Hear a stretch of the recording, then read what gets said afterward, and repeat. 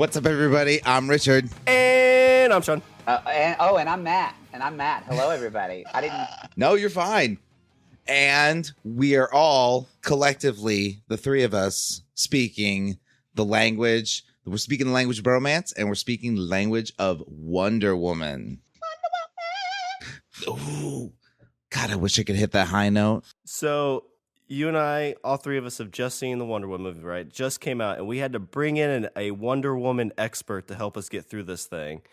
Because it's, I'm huge on comics. You're huge on comics. We're both huge, but I feel like I don't know as much as I should about this particular character. And that's just me. I don't feel like I'm, and you know what? And that's great. And that's fine. But to do the audience justice, we need our resident Wonder Woman guru, Swami. A professional homosexual, basically. I mean, but a lot of straight men do know Wonder Woman only because they beat off to her with 12-year-old boners in comic book, and that's we gonna did. be their scene. You did. It's fine. I don't judge you. We all did. Yeah, I think we've all talked our significant others into putting on a Wonder Woman outfit to come out of the bathroom. I'm not there yet. I'm close. Yeah. I'm close. I'm hoping with the movie there'll be some sweet swag. Some gonna go on sale at Oz. Yeah, some really good merch. I can be like, look, it looks cool now. I even got 2 theme songs you can come out to. Yeah, whatever theme song you want, whatever one you want. But thanks for having me, guys. No problem. Matt, would you like to introduce yourself and kind of the podcast you do and everything before we kick into it? Oh, sure. You're so sweet. I wouldn't even thought about that. Yes, my name's Matt Marr, everybody. You can find all my stuff at Matt Marr, MATTMARR, mattmarr.tv. I do the Dear Mattie Show podcast, and then with one of my other friends who's also a professional homosexual, we do a TV recap of terrible, campy TV that we love to hate and hate to love. So that's all me, all on iTunes and Stitcher, Google Play, whatever. If I was that, I would put it on business cards. Professional homosexual. You know what? To be honest, I once saw a guy who had that, and I was like, damn, I wish I'd thought of that. So it was 8 years ago, though, so it doesn't count. It's mine now. So I guess let's kick into some Wonder Woman. So usually kind of what I like to think of is the first, I went on a Thursday night. So it was the very first showing here in our area. Okay. And my kind of judge of what it's going to be on a Thursday night is how packed the theater is. Uh-huh. And our theater was probably at least 3/4 full, which on a Thursday night is really, really good. And, being a male, I don't know if I have all the emotional ties of this movie, but seeing some, there's 2 or 3 girls that came in wearing Wonder Woman outfits. That's awesome. So getting to see that kind of people who want to see this, it was kind of gave you the warm, fuzzy feelings. Okay, this isn't for me specifically, but I'm glad to see other people are getting into it. I went, so I needed, I need to figure out some sort of way to get an emotional connection. So I brought my 9-year-old daughter. So we went Friday, in the afternoon or whatever. And I will say this, that I got really, really emotional at one point in the movie. And if she wasn't there, then I wouldn't have. I think because there was a point that I wasn't watching the movie. I was watching her watch the movie, and that kind of did it for me. Oh, sugar, that made me a little emotional. Right? I'm saying, I don't think there's no sense in burying the lead. I like the movie. I'm getting the sense, Shawn, that you like the movie. Yeah, it was good. Okay. I'm planning on seeing it again. So, and then I hated it. Matt hated it. No, so but I did like the movie, but I just want to preface, because people I think often think, oh well, you like Wonder Woman, you're gonna like Wonder Woman no matter what, and actually it's the opposite. I would agree with that. I love Batman. That's not just you walk out of The Dark Knight Rises and you were kind of like, oh. Yeah, or if you're a Ninja Turtles fan and you walk out of the last 2 Ninja Turtles movies. If you're a Ninja Turtle, you just need to slit your fucking wrist. Yeah. Sorry. I know. I'm so sorry. I didn't even read the second one because the first one was so upsetting to me. Oh. And then it makes me angrier when people are like I went with friends and none of them were Ninja Turtle fans. Some of them younger. So then afterwards they were like, that movie was so awesome. And I was wanted to be like, fuck you, you don't know. I get so angry.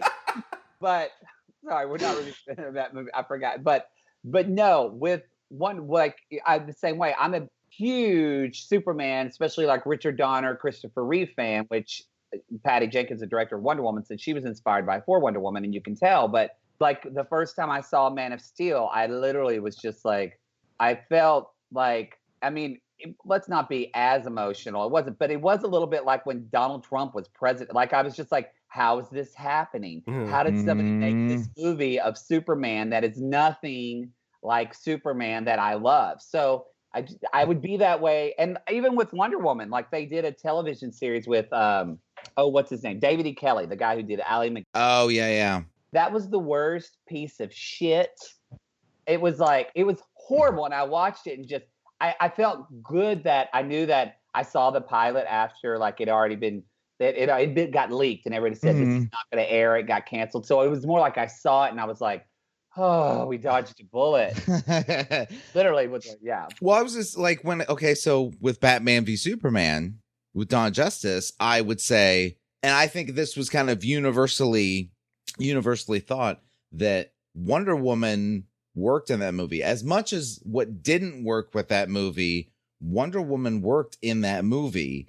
And so I think that kind of set the bar even maybe a little bit higher as to what people were expecting, because they're like, hey, this character works, so make a good movie. And a lot of people said that. Yeah, exactly. They're saying, there was a lot wrong with Batman v Superman. Wonder Woman in that movie worked. So, I mean, that kind of like put expectations a bit more on the movie. And we're talking about the director. I can't, what was her name again? Director's name? Patty Jenkins. Yeah, Patty Jenkins. The last movie she did was Monster, wasn't it? I know that was like one of her like big ones, yeah. Because I heard somebody talking about that. I think she might have done like other smaller stuff, but yeah, she's one of those directors where she said she's like, I'm not doing stuff because I want to do it for the money. I mean, I'm sure she's glad to get paid, but she said, I'll make $1 million film or $100. I just want to make a really good story that I feel like that affects people. So we'll see when she says now that, I mean, they're already planning Wonder Woman too. So, right. And she's signed on for it, right? I thought I read somewhere that was the case, or is that still up in the air who's going to direct it? No, Patty and Gal Gadot are both obviously. Well, Gal Gadot said she's going to do Wonder Woman for the rest of her life. Bless her heart. She'll be like 70. Like, I want to stop. But yeah. I'm like, no, that's not, no stopping for you. So I guess I'm saying that, she did Monster, which Charlize Theron got an Oscar. Yeah. Got an Oscar for. So, this was a serious filmmaker. Like, she was a filmmaker. She got a meeting and went to DC after Monster and said, I want to make Wonder Woman. Oh, wow. That's been years ago. She's wanted to make Wonder Woman for years. Literally, she'll talk about, because I've watched like everything. I just like finger bang myself to it and just go, but she literally, Richard Donner's Superman 1 was a hugely impactful film for her. And so that's why, she just, for years and years and years, she wanted to do a Wonder Woman story. And then, they wanted to, I think with DC, Dark Knight kind of blew up and it was, like DC, well, then everything we need to do needs to be angsty. And that's what that's going to be our brand. And then they've seen that, that it didn't work. So she said, it just literally, I think she said she approached them like 4 or 5 different times to do this movie. And then they originally signed another female director to do this who I was excited about. She had done several episodes of Game of Thrones. Pretty cool. But then she had creative differences, and then Patty Jenkins came on, and that's kind of what happened. So yeah, Patty Jenkins made the thing. She made a great film, and the thing that I really dug with the movie, well, a couple things. Number one is it was well balanced. There was humor in there, but the humor felt organic. Like I got the feeling that when you looked at say Batman v Superman or even Suicide Squad, you watch Suicide Squad and you get the feeling that movie went through a test screening that went really, really bad, and then jokes and other things got kind of shoehorned in there. There were elements that got shoehorned in. That's exactly what happened. But with this, you don't get that sense at all. You get the sense that everything, the humor, even and the action, everything is kind of just grown. It's there, and it was meant to be there. There was nothing that felt forced into this movie, into the story. That's probably great to like Patty's. Like she probably did a great job with that. But then I think the relationship between Gal Gadot and Chris Pine, like those two, I think kind of hit it out of the park. Like they're like I could watch a buddy cop movie with those two. Yeah, it was very, very Margot Kidder, Christopher Reeve, like that. Because that to me has been the biggest problems with the Superman movies. Honestly, is that if Superman is brooding and he needs to have a moment of that, I don't really love that, but I can get it. But you can't make Lois Lane fucking depressed as fuck either. And like and even that was my big problem with the Bryan Singer Superman, is that, he tried to do a little more hopeful Superman, but again, he cast whatever her name was. She was a terrible Lois Lane. And then Amy Adams, who's a great actress and who's funny. I've seen her be very funny, but I know that comes the direction of Zack Snyder. They make Lois Lane this just like, she's supposed to be like this reporter with gumshoe and kind of, and like chutzpah, and, but they just made her so just serious. So it's just, I think that's been probably one of, if not the biggest problems with Superman, because you've got to have, and what Chris Pine did so well in this film is what was funny about Gal Gadot. It was fun. What made her funny to me was, yes, she was funny, but it was Chris Pine's reactions to her. Yeah. That made you laugh, and then her reacting to him. It was really that interplay that made it so likable. Yeah, the interplay of performance, and I would also have to say, like, hats off to Chris Pine, because not only does he pull off a great performance in the movie, it is abundantly clear, and this is true for the director too. It is abundantly clear that Chris Pine is not the star of this movie, and for an actor that has had huge, like, this is Captain fucking Kirk, this is and so for him to play a supporting role in a movie this big and do it, and because like I said, does he have a moment to shine? Of course he does. Yeah, the part where he's naked. Yeah. Jesus. Oh my God. Okay, so two parts. There's two parts. Yeah, There's two parts. but like, all that aside, he is not the star of this movie, and it's abundantly clear that he's not the star of this movie. So, and their relationship is great. Like, you get that sense of chemistry, and you get the sense of a relationship and emotions for me. I will say that I did have one issue, and I don't know what this is. I don't know why this bothers me, but for some reason it does. But did they have to sleep together? Like, did it kind of pull? Yeah. Did it kind of pull from the relationship a bit? Like, does it always have to be that? Why can't they just like each other? Or why can't it be like maybe an unrequited love thing? Or maybe she likes him a lot. Or like Diana gives him an old fashioned. Yeah, exactly. In my mind, it goes back to like the boat. They just cuddled. That's all it was. There was no sex. That's what you did. You're like, oh, they screamed out in the theater. Oh, they just cuddled. I just imagine like having sex with Wonder Woman, even if you're the strongest man in the world, that's gonna wreck you. Like, because that is one powerful woman. Bunch of holes on walls. Yeah. That strong vagina.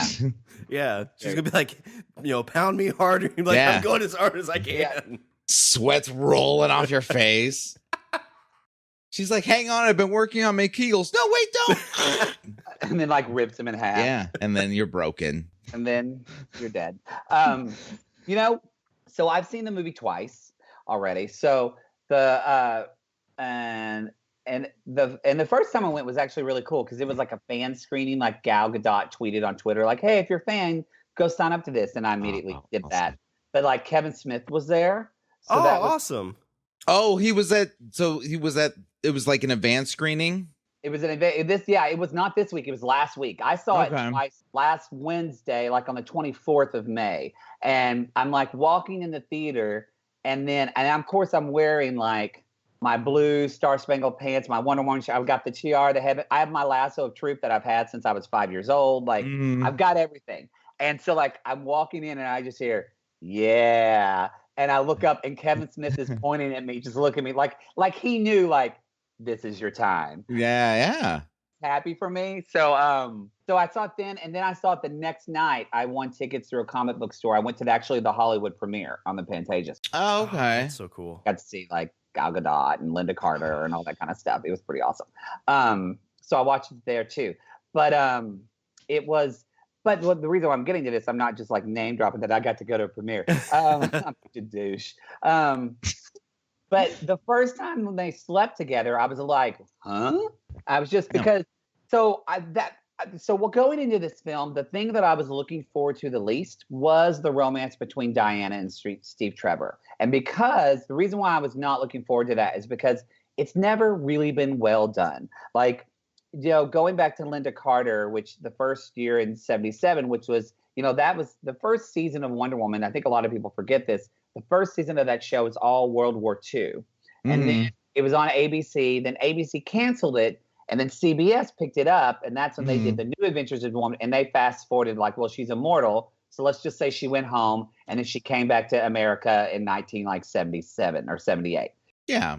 And like, it was still Lyle Wagner playing Steve Trevor. They just pretended it was his son. So like, anyway. Okay. This was pretty deep because, I think it was important that they got a comedy guy for Chris Pine because Lyle Wagner he was on the Carol Burnett show. So he's trained to like be this good looking guy who can make fun of himself and laugh at himself. So, he was decent, but moreover though, like in all the comics, I was going to say, even on that show, like they kind of hinted like at the first 4 or 5 episodes, like, oh, Diana Prince is in love with Steve Trevor. And then they could tell they were like, we don't really care about this. It's more about like the action. And they totally got rid of it. And then they just like were coworkers and friends. And so that was my first introduction to Wonder Woman. So that's how I see Wonder Woman and Steve Prince, or Diana Prince and Steve Trevor. And so, and in the comics, there's really just been honestly just kind of like some lame bullshit. And really just kind of either it's trying to make Wonder Woman like be an empowering woman that she's not in love with Steve Trevor. She just like be sexual with him, or she's been like pining away. And so I was not looking forward to that in the film because I was like, I don't want that. I'm not interested in a Wonder Woman love interest. And they had to say they completely sold me on that. And so, and they sold me on it more the second time is that when they slept together, I actually that's when I knew in the first movie. Sorry, spoiler alerts, everybody. This will be tagged all up. Spoilers. Oh yeah, definitely. But when they slept together, that's when I knew that he was going to die. Like I just figured it out in that moment of like, oh, something's going to happen. He's not going to make it. And the second time I watched it, it was actually really beautiful to me because I thought like, but that would be Wonder Woman. Where if she grew up in this island of Amazons, she grew up in like, she even talked about like that scene with them on the boat where they're kind of talking about the sexual treatises that she talks about that with no shame, with there's something about that. I was in the theater and she said, as soon as Gal Gadot was like, well, we've learned that we require men for procreation, but not necessarily for pleasure. There's a woman sat directly in front of me, and she turns to her, I'm assuming boyfriend, and was like, that is so true. And I looked, and I was like, how does that guy feel now? Because she didn't say that quietly. I was wondering if there's going to be like plants in every theater, because like right when she said that, a girl in the corner just yells, woo! Exactly. I mean, which is true. But I think what was cool about that moment is that, like, well, if Wonder Woman met somebody she really liked, even if it is like 19, 14, 12, she's not going to think with that brain. Like, she's going to think, if I really like somebody and I want to like pleasures of the flesh, let's do that. And so I actually, the second time I watched it, I thought that actually would make sense of what that character would do and how she would do that. And I think, it bonded them together. Yeah, you're saying it kind of lends to her fish out of water kind of thing. Like she leaves Paradise Island, and now she's curious about like all these things. First time she tries ice cream, she's like, this is amazing. You should be proud of yourself. That was really funny. That was a great line. It plays into a curiosity thing that like, oh, this has never happened before. Let's try this and see how that works. So the only thing with the fish out of water scene, and maybe it's just because I'm not up on Wonder Woman as much, but I didn't like that it almost seemed like she was a little dumb in a lot of that. Like, I understand like she's never seen these things before, but like it seems like she needed Chris Pine to kind of walk her through this world, and she couldn't really pick things up as quickly on her own. And kind of like think of an empowered Wonder Woman, like, I guess I would like to have seen her kind of like pick these things up quicker. But maybe that just kind of would make her overpowered. I don't know, but it's quicker than I've seen other movies do it. But I kind of get what you're saying. I will say it's way quicker. The fish out of water thing, I would say, lasts like maybe 15 minutes. Yeah, I didn't mind it, but I also was, I didn't know what they were going to do. So, the whole thing is that Wonder Woman always just came to America, and she was just, fine. Hey, I got English. I got it. Great. Yeah, I need a new dress.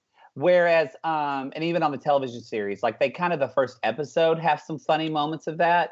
Like there's a really funny moment with Linda Carter where like she goes into a dress store and she's looking at the woman, and because she's walking down the street and people are like saying she's naked, she's not clothed. So she walks in and she tells the woman, she's like, oh, I think I need clothes. And the woman says, great. And she like shows her some dress. And then Linda Carter, Linda Carter, she's not an Oscar-winning actress, but props to her that she, again, does what Gal Gadot does, where she plays this naivete, where it's believable. Yeah.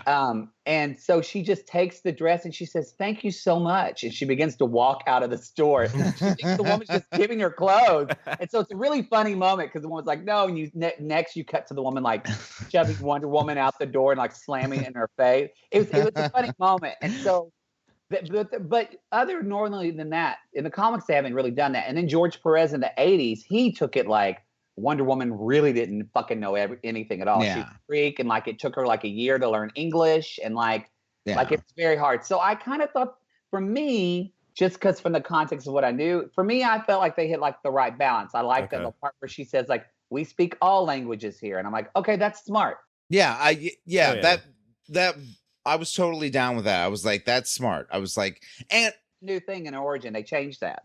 And also I think it kind of played up to when it came to this whole fish out of water thing. It played up to, she's not dumb. She's just naive, or not naive, not even naive. She's not dumb. She just doesn't know. Yeah. I guess maybe like them knowing all the languages, maybe I thought they had some kind of like worldly books of like they kind of know man and the how man works, like human man, not just men in general. Yeah. And so like, yeah, I get that. I honestly think that, and I think this kind of goes to your point, I would not have minded the first act of that movie was so great, but it was so quick. Oh, I wouldn't have minded even like 10 more minutes and like the mascara and like seeing the Amazons. Oh yeah. That scene on the beach. I'd be oh, see, and that happened first 15 minutes. We're getting Amazons on the beach. And the thing that I also liked about that is the fact that it was in broad daylight. Like you look at other movies like, yeah. Oh, no, good point. King Kong. You look at like King Kong, you look at, like a bunch of like, where a bunch of people show up on some sort of island. Pirates of the Caribbean. Yeah, it's this cloudy mist, and then, all these figures are coming in and out of the mist. No, in broad daylight, you have Amazons jumping off cliffs and shooting arrows and swinging around and fucking up some German soldiers. And I was like, hell yes. Don't hide who these people are. They're Amazons. I was just gonna say that's such a good. I'm wondering if that was a choice too, and that she was kind of like, because I was watching that with a girlfriend, and she just turned to me and she said, "I just realized I've never seen a battle scene with all women before, ever." Like, she's like, "That's fucked up." That I've never. And I was watching it too. The first time I saw it too, I was just, Even the first time of watching this movie, there were so many like first. I had to watch it again the second time because I think the first time I was just kind of like, my brain was like, huh, I've never seen this before in a movie, which is still stupid to say that it's 2017. Yeah. But there was that, you know? Yeah.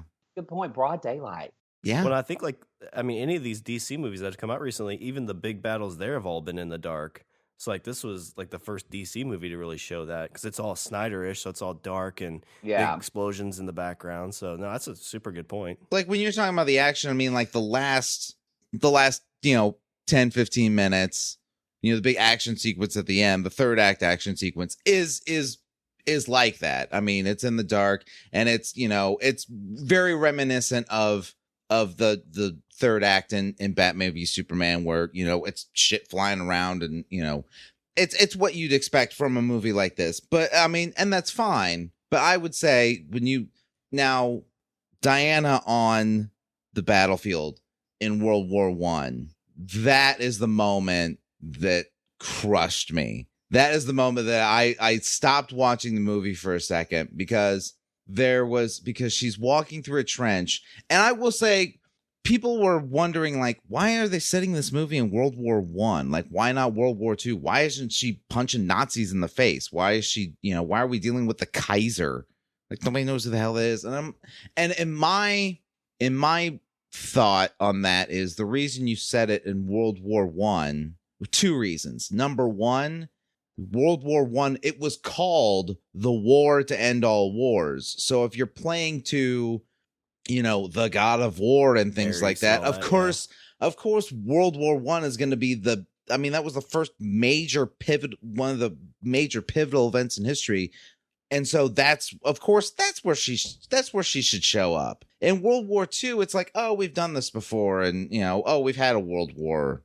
But in this is the first time it's happened. So there's so much more weight on it because this has never happened before. And the other reason that you set it in World War I is because you don't have tanks in World War I. You don't have, you have planes, but you don't have a lot of air combat in World War I. Not really a lot of ship combat either. It's guys in trenches that are 100 yards from each other that just grind each other through the meat grinder until everybody's dead. Yeah, I don't know how much you know about like the trench warfare, but the thing that always stuck out with me in school when we talked about it was they would literally have those trenches 100 yards apart, have that no man's land, and they would sit there for months at a time. And at certain points, they'd say, all right, we're charging, charge. They try to get 20, 30 feet, and they'd get shot and killed. They're like, all right, we got to retreat, go back. Then the other side would be like, okay, it's our turn. Get up and run. Shoot at each other. Yeah, it's like World War I was just brutal. That's where you get like mustard gas and like all those like creative, horrible ways to kill people. Christopher Nolan's figuring it out. He's making that Dunkirk movie. That's World War II, though, I think, isn't it? Is it? I think so. I got schooling from Oklahoma, and there was a pig that was smarter than me. So I don't know. If it's not, the planes they're using are a little bit rougher because, like in this one, you see the planes are basically like you have one machine gun on the top, and you're dropping bombs out of your seat. Yeah, the planes were like covered with heavy fabric. Yeah, and so you have no man's land. You have this trench warfare. You have people shooting each other. And then here, everybody, you see it in the trailers. Like she's coming up the ladder and it's slow motion. The cloak comes off, full armor, and she's running across no man's land. Which okay. So once she starts attacking the Germans, that's when I kind of stopped watching the movie because I had a 9-year-old girl sitting next to me, and I stopped watching the movie and I started watching her watch the movie. And as soon as she's doing these jumps and she's flipping and throwing her lasso around, like this girl's eyes went like dinner plates. Oh wow.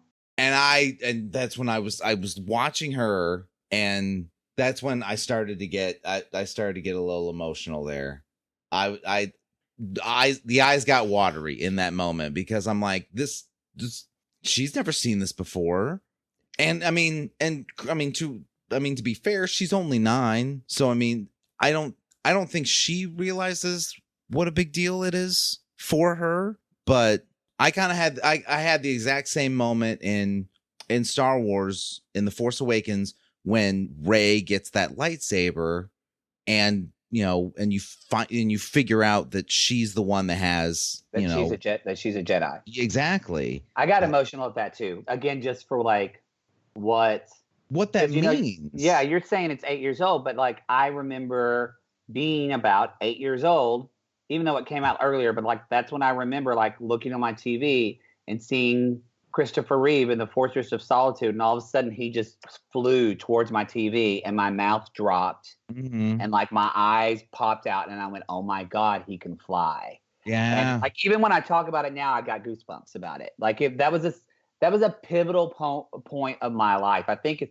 and maybe for me, like for someone who's someone, talking about Kevin Smith, like he talks about like how comics, he's not a religious person, and comic books kind of heroes were definitely kind of like taught him like moral compass and stuff. And for me too, I feel like when I listen to like my Baptist friends back home that talk about like when they got like washed in the blood or they like gave their life to Christ or felt like, that's when I remember seeing Superman fly and going like, I can do anything. Like, like I have infinite possibilities. That's that's where you find your religion. And so she's your daughter, other daughters, like they're having this. They're having that moment where like, oh my, like for me, one of the moments is like we're right after that scene where they're like sitting there, they're about to kind of go into the town and all the men are gathered around and she looks at them and says, you stay here, I'll go ahead. And I'm like, just that, and she says it again, it's the way Gal Gadot says it, which I think is so, they don't really, and this has been a problem with Wonder Woman,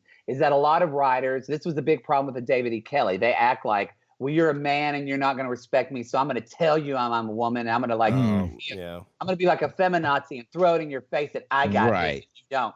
She never, ever does that. And I think that was one of the smartest things that they wrote her and played her as, is that she never told them, I'm more powerful than you. And I think that worked so well, because when she said that line and ran in, I went, holy shit. Like, so, again, some girl is just going to see this, that literally the girl's saying, hey, I got this, you guys. Let me go first. Right. You guys talk about, like, that kind of actually did give me chills, because, like, I didn't even think about that. Like, she didn't, like, demoralize these men, like, oh, you guys are too much of sissies to do this. She's like, no, sit back. I've got this. I've got the power to do this, so I'm going to go and take care of this. Not, you guys are losers. I'm better than you, so I'm going to go do it because I'm a woman. And this is another credit to the way Steve Trevor was written and Chris Pine's performance. He didn't come off he didn't come off weak in this movie. Steve Trevor he was never weak, and he was never seen as, it was never meant to be seen as less than Wonder Woman. It's just that she could do. Yeah, Patty Jenkins said she wanted them to be equals. She said they are equals. I don't think of them as lesser than. But he was even humanized too, because she asked something about like him going back, and he's like, well, I don't want to go back, but I have to. Like, it's the right thing to do. So like he had fear. Like he wasn't like this fearless, ultra man type person. It was just a guy trying to do what he thought was right. Yeah, and he's heroic. He's heroic in the movie. I mean, like I said before, he's not the hero of the movie, but he is heroic in the movie, and he's never meant to be less than. Like he's never perceived as less than, and it's never like, oh well, you're just a guy and I'm Wonder Woman, and so that makes me better. No, that's not at all what the message that this movie gives at all. The movie's not saying that women are less than men or men are less than, it's not, they're not trying to fight the philocracy in this movie, and I like that. But they do it just by existing, and they're giving so many, like I said, they're giving I don't think she even realized it, but they're giving my 9-year-old girl like, oh my God, like this, if she can do anything, she can jump and knock down buildings with her freaking hands. Yeah, and it's even one thing I love that Gal Gadot, she's almost in every interview I've seen this, and I thought that's so cool, because everybody says, you know, she has, I think, children, or she just had another. Yeah, but she has had a kid. She has 2 daughters, so she doesn't have boys or anything. But still, every time someone has said to her, like, "Oh, what do you think this movie is going to do for girls?" and she'll talk about it, but then she'll always add, "For me, it's about what this movie does for girls and boys." Because it's also like, and I'm not even talking about me like a little gay boy who like wants to be Wonder Woman, but as like I think about like even heterosexual men at a young age. Yeah. I feel like this is what true and like Emma Watson from Harry Potter and Beauty and the Beast. Yeah. She even talked about this like in a speech a couple years ago, and I remember people were going like, "What?" A lot of feminists were pissed about it because it wasn't about women leading the charge. It was about to be truly have to feminism, and I'm totally paraphrasing and fucking it up. Someone will probably write you about it. But but like she talked about though how like men have to be on the forefront of feminism as well. And it's about having conversation with boys and letting them know and having them truly see women as an equal. That's just as much as a feminist cause is. And to me, just as the same as women saying we are equal, is that it's a both-sided thing. So to me, I'm like, wow, like 8-year-old boys are seeing this, like that are going to end up marrying women and like having daughters. And how is this movie going to change the way? Because Marvel has quote unquote strong women, but at the same time, like I love Black Widow and all that, but she's always sexualized. She's always shown that, like she has to use her sex as power. Like, you know, a lot of none of the women, there's always been at least a sexual component in Marvel. Even in Ant-Man, like that's cool that they're going to do the Ant-Man and the Wasp, and she was strong, but she's still like, she's still the love interest. She's still the sidekick, you know? She wouldn't be there if it wasn't for him. Mm-hmm. So, and I'm interested to see what they do. I think Marvel actually is going to knock it out of the park with Captain Marvel with Brie Larson. That's the one I was going to say, I think that's going to be their. Because she's basically, Captain Marvel's like Superman. So I think that that makes me excited to see. But I feel like now, like, I feel like a lot of that's going to be just paved the way because of this Wonder Woman film, that it's just going to free. I really believe that because too that it's making money. I think they're projecting now. They think it's going to be $100 million for the weekend, which is nice. That's huge. Yeah, it's huge. And originally, like a month ago, they projected at $65 million. So now it's doing $100 million. And even the opening Thursday preview was $11 million. And I think that's like the 11th highest for a female movie, highest for a female director ever, $11 million on a Thursday. Yeah.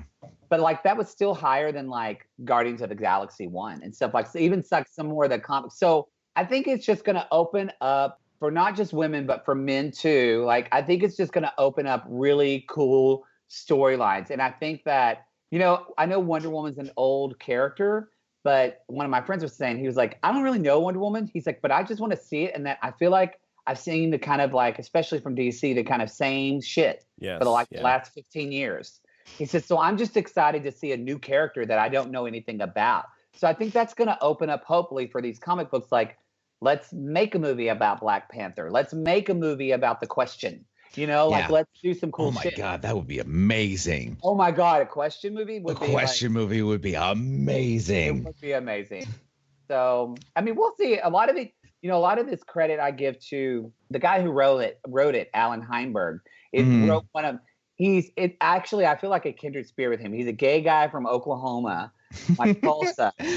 So I'm like, oh, but which if people don't know, I'm from Oklahoma. I'm pretty sure they got I was gay. I don't. Yeah. Spoiler alerts. Yeah, if you're listening to the podcast and not watching on Skype, I actually have a dick in my mouth the whole time. Everybody. But no. We're on Skype and we can see it. But so yeah. But don't forget the balls. Anyway, it's important, ladies. So Alan Heinberg, though, he's written like Sex and the City. He was on that show The Catch on ABC, but he has one of the best runs of Wonder Woman. So going into that, of the comics, going into that, I was excited about. And I think that's what DC is finally getting on now, is that, you know, Marvel has always included comic book writers in making these films. DC was like, let's give it to Zack Snyder, who's never done anything in his comics in his life. Well, now that Jeff Johns is on, and if people don't know who Jeff Johns is, he is like one of the huge, biggest powerhouses of DC. He's been writing comic books for like 20 years. I really feel like he's been handling all the stuff on the CW. Yeah, which have all been, most of those shows have been great. And I think that like props to him, because I think he's like really letting like Patty Jenkins take most of the credit for this. Yeah. But, and because she won't do that, she'll talk about these other people. But honestly, I feel like this movie, I think, actually has the heart of Jeff Johns. And because I've written what he's talked about Wonder Woman, and like, I know he's good friends with Greg Rucka, who's one of the best Wonder Woman writers out there. So it really, Jeff Johns said, he's like, I want to bring hope back to DC. So, and they did that with this film. Oh yeah. Well, that's so now you've got Joss Whedon at the helm for some of these movies. So you're like, how many more of these female-led character movies are we going to see? Like, we got Batgirl coming soon. Batgirl's going to be awesome, I think. He's doing Batgirl. He's wrapping up. He's helping post-production, maybe some reshoots and editing on Justice League, and then he's doing Batgirl, which I was gonna say, when it comes, like you were saying with Marvel, is they were bringing comic book writers into their filmmaking. Like Joss Whedon, before he even touched Avengers, Joss Whedon had written for the Avengers comic. He did a run of Astonishing X-Men, which was a really great run. Astonishing. Whedon's run on Astonishing X-Men was really good. I can't think if I don't know. But I think he did a young Avengers too, didn't he? Yeah, I think so. Something like that. So this is a guy that not only wrote comics, but he thinks cinematically like a comic book. I mean, one of the great things about the Avengers was that it was cinematically shot like a comic book. You could have taken shots from that movie and pulled them right out of and put them in a book. And well, I mean, even in Wonder Woman, the bookends of this really felt like comic booky to me, because it's kind of like the bubbles above, somebody reading something in a comic as they're getting ready to, go back into a flashback, and the end scene is she's doing her jump through the air. That's a splash. That's a total splash. Yeah, and so then DC, I think is, like you said, finally taken the cue and said, well, maybe we should get people that we shouldn't just try and find a big name. We shouldn't try and find, the next big flashy thing.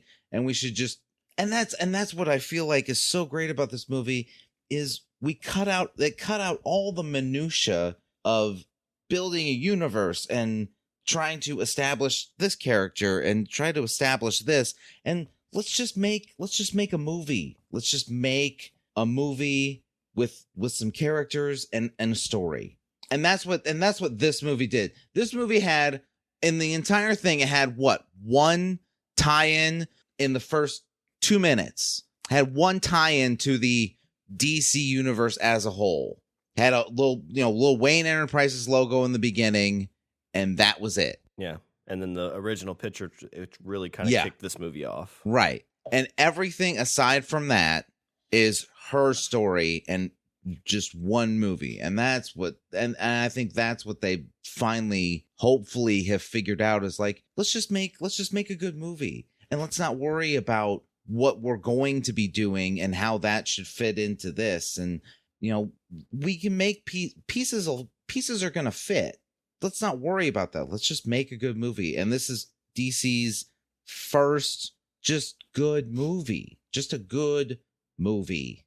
And I'm so glad that I'm so glad that of all the movies that they got right, I am so glad that this is one of them, because I think this means more to other people than it. I mean, it means more to other people than it does to me. And I'm glad that those people got, quote unquote, justice for their character. It is the best time to be a Wonder Woman fan. It really is. Like my poor boyfriend, I've told him, like, bless his heart. Like, it's just, it's even like yesterday, I was like, hey babe, I got to go make a video. You got to film. I'm like, what, another video? I'm like, yeah, I've got to spin around. And like, you know what I mean? What the fuck are you doing? But literally you've waited like I remember, because especially if you're around the age, I'm 38. So if you're in your mid 30s to like mid 40s, 50s, you saw like Linda Carter as Wonder Woman. And that was really kind of the first time like the world really got, like, she was in the comics, but the first time we really got Wonder Woman, and like, or at least Right. they try to do other stuff, but like we knew about her. So then it's like, I remember like being old enough to figure out, oh wait, I'm watching Wonder Woman reruns now. And I remember being like, Mom, there's not new Wonder. And she's like, no, that show's canceled. I'm like being like, what? What? There's no new Wonder Woman story. So then I got really excited again when Justice League came out, because at least then I got some great animated Wonder Woman, which I don't, a lot of people keep talking about like that, like, again, like such the legacy of, they talk about the comic book writers, but just what Tim did.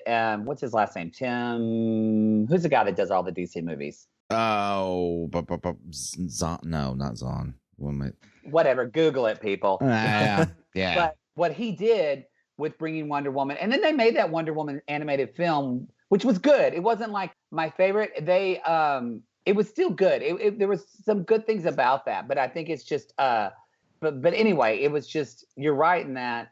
I mean, it sucks that it had to be this way, but it did. If they fucked this up, it really would have fucked over women. It would have fucked over women directors. Because I know from living in Los Angeles, and for someone who's working in Hollywood and trying to get my shit made and all that, people don't take chances here, because it's like they don't want to gamble. No, nobody wants to gamble because it's a lot of money. Town, and they want to work with like what's going to cause them the least fear, and that what they feel is the surest bang for their buck. And it would have really fucked over female movies and female directors had this movie not done well, which is stupid to say that that's all placed on this movie, because it should not be. No, it shouldn't be. But it is that. But it is, as like, I mean, it still blows my mind. I was just we were watching like Zero Dark 30 came on TV, and I was like, oh, wait a minute. Did she win an Oscar for this, or was it The Hurt Locker? And I looked up that director, and it still blows my mind that only one woman, female director, has ever won an Oscar for directing. Blows my mind. Yeah. And my friend and I, the show that we do the recaps on, the TV Tea Time show, one of the shows we recapped was Feud on FX.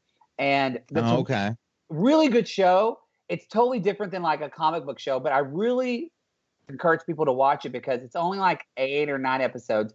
The acting's fucking phenomenal. Like Susan Sarandon, Jessica Lange, Alfred Molina is incredible. Stanley Tucci plays like Jack Warner, the head of Warner Brothers. He's a fucking dick. I love everything Tucci's in. Yeah. He's so, I just want him inside me. He's really sexy. It is. But that movie, what was cool about that movie or that series is the fucked up shit that Hollywood does to women that was happening in the 50s that you think is different now, and how little of that has changed. Yeah. So like with this Wonder Woman movie and like having the context of that, and I'm not even a woman, I'm like a white guy. So, But still, even I could see like, whoa, this is going to change. I really do think this is going to change really set them, put them in a better position for female. Yeah. It's hopefully going to get female directors out of movie jail if they were in movie jail. What's the ripple effect of it? I mean, like when Avengers came out, everybody's going to their bucket, their well to figure out, okay, what universes do we have? Yeah, exactly. Now what you're going to see is all these companies be like, okay, what female characters do we have that we can put on screen and make this movie and do this whole thing with that's successful? Money talks, unfortunately, and that's, I mean, like you said, this is doing really well. If it continues to, it's just going to allow us to get these better stories that we've never heard of. And hopefully we get stories with, maybe, Hollywood gains a more female perspective, which is great because, I mean, Jesus Christ, half the goddamn country's women. Like, why? Like 53% or something. So why are we not? Why is there not a section of the industry that is catered to that demographic? Porn figured it out. Why can't Hollywood? Yeah, that's true. Porn did figure it out. I was gonna say like that. Ladies are like, hey, we can just run our own businesses and kick these dudes out. And they're like, wait, but okay. Yeah, they're like, we don't need you. That's why basically all the straight guys now are doing gay porn, which is actually real. Yeah. It's the only way they can make money, from what I've heard. Well, no, that's the only way they make really good money. Really good money, yeah. Like I've had friends that like are really hot, like guys that like will get contacted by like Sean Cody, which is like probably the biggest gay site. I've heard of it. I've never been on it. I've never had a subscription at all. But no, they literally they contacted my friend. They were going to pay him $2,000 to jack off on camera. That's it. I would do it. Why not? Oh, for sure. Yeah, for like if I wasn't an actor, like wanting to like do something celebrity driven or whatever. Oh yeah, Yeah. I would market that ginger porn There shit. you go. Oh yeah, Yeah. It's like I'm gonna do it anyway. Might as well just put it on camera and make a little cash from it. get paid for it. So yeah, so some of them like if they do scenes like where they end up like bottoming, they get like $10,000 for that. Yeah. It's usually, they said on average, it's like 3 times what you're getting in straight porn. So that's what I'm saying. Yeah, and then I heard some of them they get a little kind of like fucked up because it's it's about like gender norms and all that kind of stuff where they're like, oh, I'm not gay, but I really enjoy getting fucked in the ass. Like it feels good. So like, and so because a lot of straight heterosexual men, aren't comfortable with that. I do know some guys, that their wife like has a little thing strap on and takes them to Pound Town. And I'm like very impressed when I hear that. I'm like, wow, that's like. Happy International Women's Day.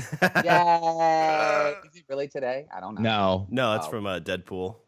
Have you seen Deadpool? Oh. Because that's where the pegging starts. That's true. That movie is so good. Yeah, that movie's so good. So the only other thing I wanted to kind of comment on this movie too is so sometimes I'm getting taken out of the movie because I'm like hoping they don't do something. And the whole was it the general or the colonel that was kind of leading all this stuff? General Ludendorff. Yeah. Yes. So the whole time, like he pops those pills and he gets all like powered up, and I'm like, oh, please don't make him Ares. Please don't make him like that's too cheap of a thing. And so they're going through this whole battle, and she finds him, and she's like, okay, I found him, I've battled him, I've killed him, and she's looking out, and nothing has changed. Like she's killed who she thought's the bad guy. She thought she's killed Ares. Yeah, I mean that bit seemed a bit the whole it's not this guy, it's actually this guy. That one, that was kind of predictable for me. Like I kind of saw that one coming. I totally was like, what is happening? Why isn't it like I mean, I knew a ball was going to drop because Steve was gone and they were like at a cross. So I knew she wouldn't like end it there, but I was like, but I totally did not expect that. When it was the other guy, I went, oh, and I was like the one person, I think. I had hints that it was him when they first had their interaction in the Council of Men or wherever they were at, and he came out and kind of discussed it. But after they had the interaction with the secretary and him when they're calling from the battlefield, he says, don't go and fight them. Don't go and fight them. I felt like that kind of deterred me a little bit from it being him. I didn't get it then. I did though the second time because when I watched it the second time, I was like, where are their hints? And that's the only time I saw one. Yeah, it kind of jumped out at me. I don't know. Did y'all like the big ending? Because that's when all the reviews I've read, everybody loves the movie, and most people that have given it like if they'll give it like a 4 stars or 4.5 and not 5 is because they didn't like the big climactic like you said, looks like Dawn of Justice type of battle. But the fact that he is making his armor from all that molted like metal was super badass. Also, the fact that was true, like he was true to costume, like that was text comic book. That's how he looked. And that part I liked. I did. I liked it. I kind of felt like, yeah, I thought that I felt like you had to have that because every single male comic book movie has that practically. Right. Yeah. Except for maybe Deadpool's is kind of different, but they all have that. And you have to have that because you have to see that she can do it just as well. I think in the next movie they could play around with it much more, but also too, he's a god. I mean, they're both gods fighting. Yeah. So It should be this huge thing. I was fine with it. I mean, I wouldn't say that I didn't battle by far. Right. There wasn't anything that like blew me away. I mean, it was what I assumed and what I expected, I guess the end climactic battle should be. But although he is throwing stuff at her and she's just like, I've never thought about her just using the lasso to deflect shit. Oh yeah. When she was just like, that was badass. But the fact is, like, he kind of beats her down for a little bit until she realizes, like, oh my gosh, I'm so much more than what I'm holding, like, from the very beginning, like, when her trainers tell her, like, you're holding back. You don't believe in yourself. And in this whole battle, I think that's where she finally realizes, like, oh, I am much more than I think. I am a much more powerful person, and I can do so much more. I feel like that battle is like when she's getting crumpled by that thing. I think that's where she sees the explosion too from Chris Pine's character. And just that realization is like, oh, I'm so much more than what I think I am. And that's when she just starts to destroy Ares and, basically becomes his equal in that fighting opportunity. Actually probably surpasses him.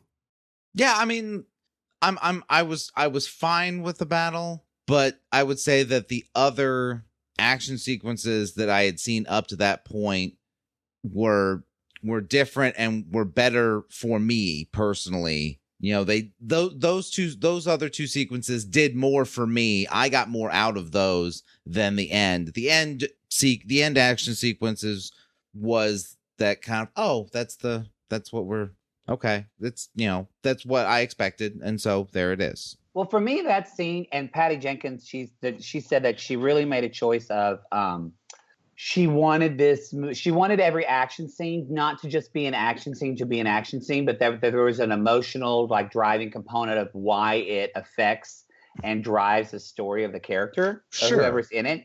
And I do think I felt actually really emotional in the last scene, where not only that Steve Trevor died, but that, again, like, I really felt like it was kind of like a cool fuck you to a lot of, like, what people think, like, dark, brooding comments could be, where he dies and she kind of goes to this instant of where she's furious and she's angry and she wants to hate. Like, I get that. We all want to do that when we are dealing with either death or we're dealing with a lot of traumatic things in our life. Like, that's, and anger is a beautiful emotion and it's needed and it's healthy. And we can, like, feel that anger, let it pass, and then choose to make another choice of how we want to fight our battles in life. Yeah. And I love that kind of through that she chose not to use anger and nepotism and cynicism, that she actually chose to use love and optimism, which is what, some people think it's cheesy, but that is Wonder Woman. Like, that's the whole point of Wonder Woman. You have to do that. Yeah, that I will say, like, that is her. I think that's the, she in the comics, and from what I've seen in the comics and from the Justice League, the whole point of her was she's coming from Paradise Island to show mankind that there is a better way to, there's a better way to live. And I think that, she doesn't really, and I can see what you're saying. Like, that's the moment that she figures out what she's really here for, and what she's really here to do is to basically prove the fact that man isn't just subject to his baser instincts. That's true. Now, I have to say too, this is totally off course, but as a gay man, there was one woman in this movie that I kind of almost wanted to have sex with because they were so bad at it. And it, for me, was, because you mentioned her and it made me think of it. Can we talk about Robin Wright in this movie? She's fucking fantastic, and she's beautiful, but she's a fucking bad. She can do everything. Princess Buttercup, so much.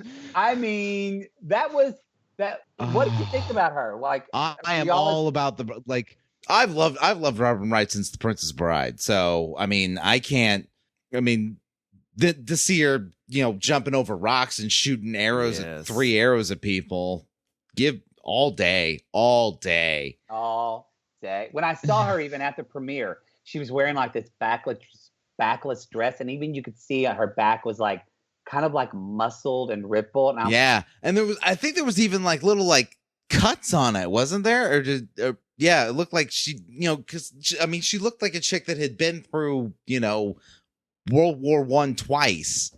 Yeah, I feel like they made whenever she died too, there was like, Wonder Woman Diana was by her, then her mother came. But then there was this other like brunette woman, like, who had this reaction of, oh my God, my love. And I kind of felt like, I don't know, I felt like all the lesbians got a little wet in the theater.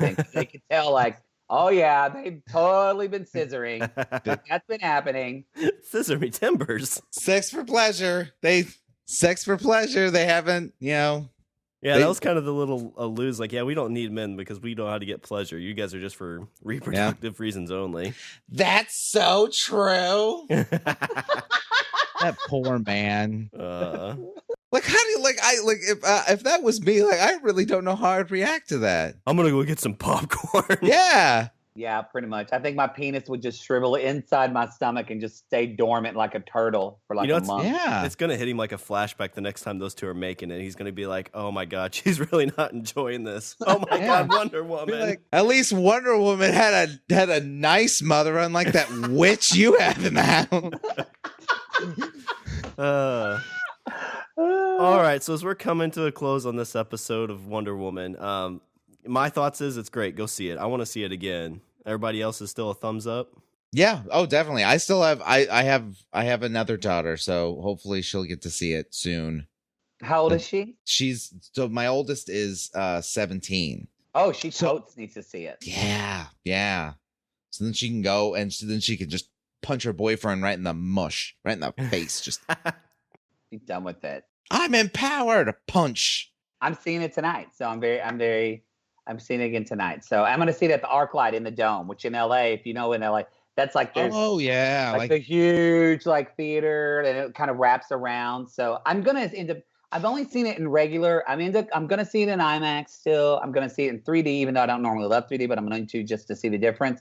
But also another thing, again, Patty Jenkins, like she was like truly like the perfect person to do this film because it's filmed in film. It's in 35 millimeter. Oh, wow. It's not digital. Oh, that I didn't know. And so I'm trying to find in LA like a place that's going to be showing it in film. And the reason she did that is she said, when you look at these great things, she's like a romantic comedy you can do in digital. And she said, digital's come so far. She's like, but if you need the fantasy, the like escapism of like the grandeur, she's like, nothing is better than film. And we think about films like the original Star Wars, Superman, like these films that the look of them, it's a lot of that is because that you can't replicate that on anything but film. So I'm like, which one's Tarantino's? Which theater's Tarantino's theater? Yeah, I looked to see if they were playing it. It's because that's right by my apartment. That's the New Beverly. Okay. I have not seen that playing yet, but I'm looking. I tweeted Patty Jenkins. If anybody's listening and they know in LA where you can find Wonder Woman in film, please let me know. For theater showings, and this I thought was so great. I have a friend of mine who runs social media at I was telling Shawn this, runs social media at the Alamo Draft House, and the ones in Austin are doing all female screenings. Yeah, are y'all okay with that, or were you offended by that? It doesn't bother me at all. Like not at all. Not at all. Did you see that Joss Whedon, he tweeted like, hey, just to let everybody know, I saw Wonder Woman. It's unbelievable. He said, and I saw it in a movie theater by myself. So there's been an all-male screening, so fuck off. But I didn't care. I thought it was either funny or stupid that people did care. But what I did find amusing was my friends' responses to people that were complaining on Facebook. Somebody was like, well, have you ever had an all-male screening of anything? And he said, we've never specifically done an all-male screening, but we have shown Entourage. So, and I thought I'd give him props for that because that was gold. Well, usually as we finish up an episode, we do a Richard's closing thought. But Mattie, since you're here and you're the expert of Wonder Woman, would you like to give your closing thoughts on Wonder Woman in this episode? Oh, can you wrap it? Can you tie this whole thing up in a nice, neat little bow? I don't know if I'll do a bow, but I will try to lasso it all together. Oh, that's what I should have done. You know, it's a great film. It's a great film, and it's not. I think we've talked so much about like superhero stuff and kind of nerd comic stuff, but that all aside, kind of what you were saying earlier, Richard, it's just a great story, and it's about good people trying to do the best that they can with what they're given in like really unbelievable, traumatic times. And I think a lot of people can relate to that right now, that a lot of us are just trying to do the best we can. And I think we're finding, because it's starting to, some people in our country and the world this is breaking down, have tried to use nepotism and fear and bullying to get what they want in life. And at the end of the day, love and truth and authenticity truly wins out. And I think this is why Wonder Woman is such a great film, because it really shows us that there is hope for us as humanity in our world today. Oh, see, now I feel hopeful. That Yeah. makes me feel good. That makes me feel good and optimistic, and I'm usually quite cynical. That's a little. You're usually the happy one. And again, Mattie, where can they find you and your show? Yeah, you can go to mattmarr.tv. That's MATTMARR. Or Dear Mattie Show on iTunes, Stitcher, or just Google Matt Marr on those kind of. If it's a really hot blonde guy with abs, that's a Matt Marr who's on So You Think You Can Dance, who's like my gay hot doppelganger from Canada. Not me. If it's a chubby redhead, that's me. So that's me. All right, well, I'll do a little bit of housekeeping on our end. So visit our website. We're at languageofbromance.com. Follow us on Twitter. We're at languageofbro. Email us at eatthebeaver@languageofbromance.com. Check out the LOB Army intelligence reports. Like us on Facebook. Go out and recruit somebody for the LOB Army by getting someone you know to subscribe on Apple Podcasts, Google Play, or Stitcher. And also, if you're on iTunes, go ahead and leave a rating and definitely leave a review. And the reason, and even for Mattie's show, do the same thing. Rate it and leave a review, because we love being rated, but reviews are that's what Apple Podcasts sees, and that's what helps keep our shows in circulation. That reviews are bread and butter. I didn't even know that, and I have a podcast. I thought they just rated it. Well, look at that. Yeah, written reviews. That's what helps. It helps keep shows in rankings and iTunes and things like that. Or searches, yeah. Helps your search. So whenever people search for you, it'll get a little bit higher. Didn't know written review. Look at that. Yeah. And we've actually been on Matt's show. So if you look for us, we've been on an episode there to get kind of how all that works together with us. So. Oh yeah, I don't know. It's been a while because I've just recorded my 100th episode. So. Oh yeah. Congratulations. Yeah, I know. So, but I think y'all are like, I mean, you were back, like, I think like in the 50s. It was a while ago. Yeah. Because we've been planning this Wonder Woman thing. You messaged me like. This was like in literally October. a year and a half. Yeah. You were like, save the date. And I'm like, I got it. And you can also check us out on the Pod Bros Network. That's the best podcast site on the internet? That's what they say. Well, now we need, there was a Pod Bros. Now we need a Pod Bras, where it's all girls. Ooh, I like it. The Pod Bras Network. All right. Well, is there anything else from you guys before we close her out? No, thank y'all so much for having me. I love you guys as always. You always make me miss my brother because you two are just so awesome. So I love you both. That. Thanks. We'll definitely have to do this again before probably sooner than later. Hey, I'm down for Batgirl review. Let's do this shit. Ooh, yeah. There we go. Yeah, it's a date. It's a date. All right. Well, that's all the Bromance we have for this show. I'm Shawn. And I'm Richard. And I'm Matt. And Matt, what do we like to do as we end an episode? What do we say we do? Oh, what did you? I haven't listened to your show so long. What do you say? I forgot. That's what I'm supposed to say.